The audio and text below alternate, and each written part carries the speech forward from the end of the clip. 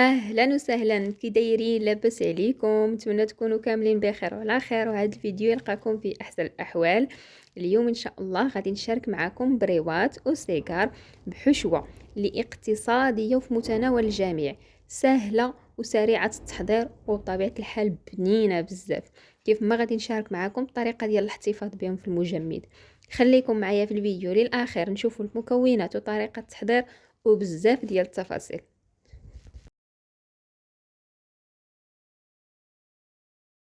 وغادي نبدا بسم الله في التحضير ديال الحشوه. هنا خديت واحد المقيله، درت فيها واحد المعلقه ديال الزبده وشويه ديال الزيت المائده، خليتهم تسخنوا. غادي نضيف عليهم واحد الحبه ديال البصله كبيره مقطعه يعني مكعبات صغار، وواحد الحبه كبيره ديال الفلفله درتهم هما بجوج في الاول يتشحروا.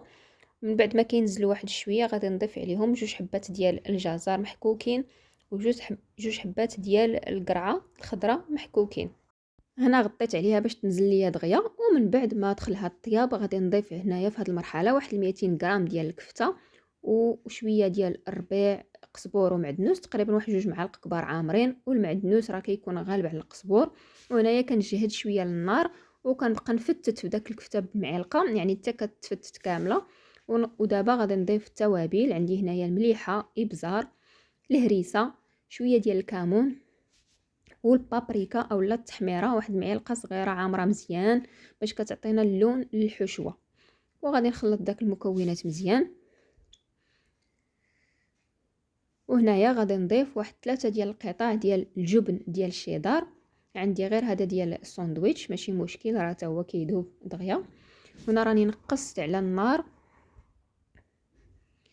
غادي نخلط داك الحشوه مع الجبن حتى كنحس به يعني داب مزيان. وغادي نضيف الشعريه ديال الروز، واحد المربعه ونص اللي خديت، درتهم في المطايب حتى طلقوا مزيان وقطعتهم بالمقص وضفتهم على الحشوه هنايا مع شويه ديال الزيتون الاخضر مقطع طريفات صغار. من بعد راه كتذوقوا الحشوه ديالكم، بانت لكم شي حاجه خاصه راكم كتصحوا اولا كتعدلوا الذوق. انا هنا ضفت شويه ديال البابريكا وشويه ديال الصلصه الحاره، واحد المعلقه كبيره ديال صوص صوجا وشويه ديال الابزار. وقلبت يعني الحشوه ديالي في واحد الاناء باش تبرد ليا دغيا، وضفت عليها واحد 50 غرام ديال الجبن الاحمر باش هكا كتزيد تعلك ليا الحشوه. وكنخليها جانبا حتى كتبرد تماما عاد نقدر نخدم بها. هنايا خديت الورقه الكبيره قطعتها على 4 كما هو واضح في الفيديو، وحيدت لها داك الجوانب اللي كيكونوا ناشفين، ومباشره كنردها في البلاستيكه باش هكا ما كتنشفش لينا. وكنبقى نجبد يعني غير القياس من البلاستيك وكنعمر. هنا بديت بلي سيجار بهذه الطريقه هذه كما كتشوفوا معايا في الفيديو. دائما الجهه اللي كتكون ملسه هي اللي كتكون لتحت اولا على برا، والجهه الحرشه هي اللي كنديروها من الفوق وكنديروا فوق منها الحشوه. كنخدموا بهذه الطريقه هذه يعني. اللي ما فهمتش شي حاجه تعاود المقطع، راه طريقه سهله وواضحه. وبالنسبه للورقه الا كنتو غادي طيبوا هاد السيجار في الفران ما كاينلاش دهنوهم بالزيت عفوا، وإلا كنتو غادي تقليوهم ما كاينلاش دهنوهم بالزيت. هنا كديروا شويه ديال الزيت والزبده، راه الزيت كتعطيهم القرمشه والزبده كتعطي المذاق، يعني تبقاو تخلطوا الزيت والزبده باش دهنوا بهم الورقه د البسطيله. وبالنسبه للبريوات نفس الشيء. هنا خديت الورقه قسمتها غير على جوج وخدمتهم بهذه الطريقه هذه. وهنا كنلصق بشويه ديال الدقيق مع الماء، تقدروا تلصقوا بابيض البيض.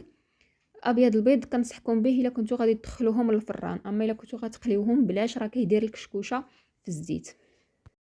وهنا من بعد ما كملت كاع الكميه اللي عندي راه كنخليوهم حتى كينشفوا عاد نقدروا نجمعوهم.